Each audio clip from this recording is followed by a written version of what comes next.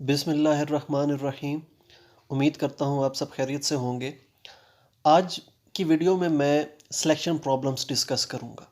Selection cards की, लोगों की, बॉल्स की, आइटम्स की, कलर्स की, किसी चीज़ की भी सिलेक्शन हो सकती है। तो इन सब प्रॉब्लम्स को सॉल्व करने के लिए एक टेक्निक आपके साथ शेयर करूँगा। उस टेक्निक पर आपने गौर करना है। अगर उसको आप समझ गए तो इस तरह की सारी प्रॉब्लम्स करना आपके लिए मसला नहीं होगा। तो चलिए वीडियो की जानिब। मैंने एक सवाल आपके सामने लिखा है, ये देखिए जी। ये सवाल है कि 4 ब्लू मार्कर्स और 3 रेड मार्कर्स हैं एक बॉक्स में। इनमें से 3 मार्कर्स सेलेक्ट होते हैं। तो बताइए क्या प्रोबेबिलिटी है कि वो तीनों रेड हों, या एक ब्लू हो, या सबका सेम कलर हो, या कम से कम एक रेड हो।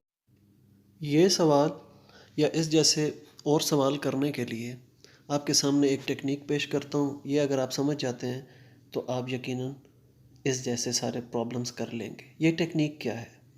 इस टेक्निक में इन ब्रैकेट्स का इस्तेमाल हमने करना है। ये ब्रैकेट्स रिप्रेजेंट कर रही हैं कॉम्बिनेशंस को।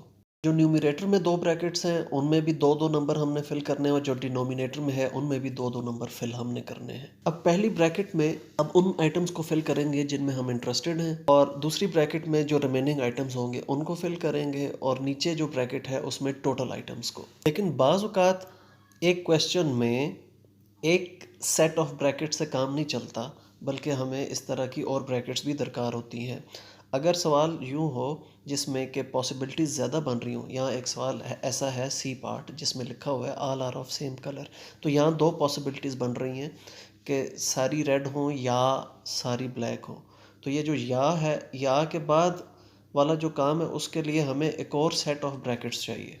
अब इन ब्रैकेट्स का इस्तेमाल कैसे करना है और कैसे हम इसको मास्टर कर सकते हैं, इसके लिए ये मैंने 4 पार्ट्स आपके सामने लिखे हुए हैं।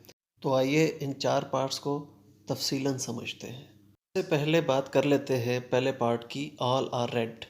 तो इसको कैसे करना है? इसके लिए हमें सारी स्टेटमेंट को पढ़ना होगा। स्टेटमेंट में 4 ब्लू और 3 रेड मार्कर्स का तस्करा है। तो हमने 3 मार्कर सेलेक्ट करने, 3 रेड हैं और बाकी जो है 4 ब्लू मार्कर्स हैं।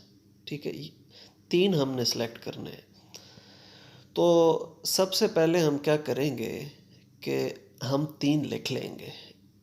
3 रेड मार्कर्स हैं, 4 ब्लू मार्कर हैं, टोटल 7। ये हमने एक बैलेंस कर लिया इक्वेशन को। 3 रेड हैं, 4 ब्लू हैं और 7 टोटल मार्कर्स हैं। हमने सेलेक्ट कितने करने हैं? 3 रेड, क्योंकि पहले पार्ट में ऑल आर रेड का जिक्र हुआ है। तो हमने 3 रेड मार्कर सेलेक्ट करने हैं। तो बाकी 4 में से कोई नहीं सेलेक्ट हुआ और 7 में से 3 रेड सेलेक्ट हुए। तो नीचे टोटल आउटकम्स लिखते हैं और ऊपर जो है वो फेवरेबल आउटकम्स लिखते हैं। तो ये तरीक़ाकार है ये नंबर सारे फिल करने का। ऊपर वाले 2 नंबर्स को ऐड करें, 3 + 4 7 आता है। नीचे वाले 2 नंबर्स को ऐड करें, 3 + 0 तो 3 आता है। तो इस तरह ये इक्वेशन बैलेंस होती है।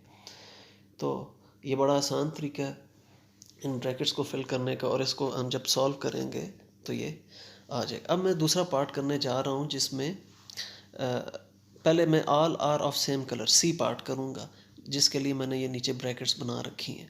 All are of same colour, इसमें 2 पॉसिबिलिटीज़ हो सकती हैं, ऑल रेड और all black, sorry all blue.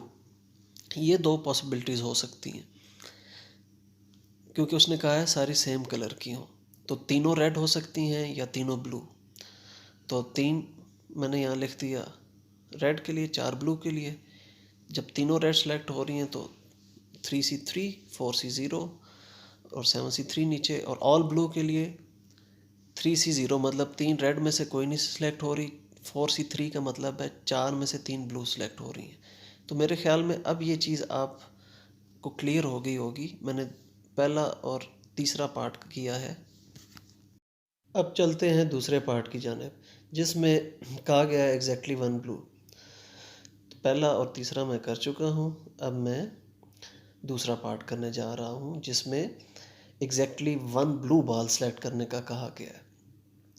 तो उसमें एक ब्लू का चूँकि कहा गया हमें, तो हम उसी तरह पहले ब्रैकेट्स बनाते हैं। पहली ब्रैकेट रेड बॉल्स के लिए, दूसरी ब्रैकेट ब्लू बॉल्स के लिए और नीचे टोटल बॉल्स के लिए। तो हमारे पास 3 रेड बॉल्स हैं, सॉरी बॉल्स मैं कह गया हूँ, 3 रेड मार्कर्स हैं और 4 ब्लू मार्कर्स हैं।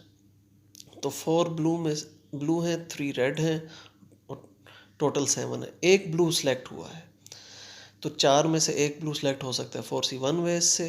अब टोटल चूँकि 3 मार्कर सेलेक्ट हुए, तो यहाँ पे हम 2 लिखेंगे। एक वक्त में हमने 3 मार्कर सेलेक्ट करने हैं। ये बात बड़ी अहम है कि एक वक्त में 3 सेलेक्ट करने हैं। वो भले एक ब्लू का कहे, वो 4C1 वे से होगा, बाकी जो 2 मार्कर होंगे वो 3C2 वे से होंगे और टोटल वही 7C3 वे से होंगे। तो इस तरह हम ये बी पार्ट करेंगे। अब बी पार्ट भी आपको समझ आ गया। अब हम चलते हैं आखिरी पार्ट की तरफ, जिसमें वो जिक्र कर रहा है एटलीस्ट 1 रेड। एटलीस्ट 1 रेड को जब हम ट्रांसलेट करेंगे तो वो ट्रांसलेशन कुछ इस तरह की होगी कि greater than equal to 1 red. अब ये एक से ज़्यादा पॉसिबिलिटीज़ बन सकती हैं, 1 रेड और 2 रेड और 3 रेड।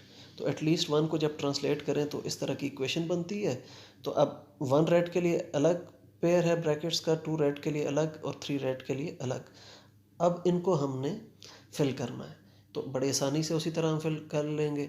1 रेड पिक हो सकती है 3C1 वेज से, 2 रेड 3C2 वेज से और 3 रेड्स 3C3 वेज से फिल हो सकती हैं।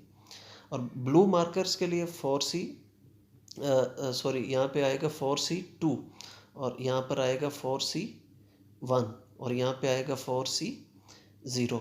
क्यों? क्योंकि एक वक्त में 3 मार्कर सेलेक्ट हो रहे हैं। तो यहाँ अगर एक रेड सेलेक्ट हुआ है तो 2 ब्लू, 2 रेड सेलेक्ट हुए हैं तो 1 ब्लू, 3 रेड सेलेक्ट हुए हैं तो 0 ब्लू और नीचे टोटल आउटकम्स हमने उसी तरह लिख दी। और जहाँ भी और का साइन है वहाँ हम प्लस लिखते हैं। तो इस क्वेश्चन में हम यहाँ पर प्लस का साइन डाल देंगे। तो ये चीज़ आपने समझनी है कि जब एक से ज़्यादा पॉसिबिलिटीज़ हो जाएं तो हम एडिशन की तरफ जाते हैं। अब इसी तरह के मज़ीद प्रैक्टिस प्रॉब्लम्स मैं आपके सामने रख रहा हूँ। ये सारे के सारे सवाल, अगर वो पिछला एक सवाल आप समझ गए, ये सारे के सारे सवाल आप कर सकते हैं। ये 5 सवाल मैंने आपके सामने लिखे हुए हैं, 5 ये और 5 ये वाले, ये सारे के सारे सवाल आप बआसानी सॉल्व कर सकेंगे। मैं एक वीडियो और बनाऊंगा इन सवालों से रिलेटेड, ताकि आपको ये मज़ीद अच्छी तरह समझ आ सकें। मैं उसमें कार्ड्स की प्रॉब्लम स्पेशली इंक्लूड करूंगा। तो ये सारे के सारे सवालों की प्रैक्टिस कर लीजिए, मेरी अगली वीडियो का इंतज़ार कीजिए। और ये वीडियो पसंद आई है तो मेरा चैनल सब्सक्राइब कीजिए और दूसरों के साथ शेयर कीजिए। शुक्रिया।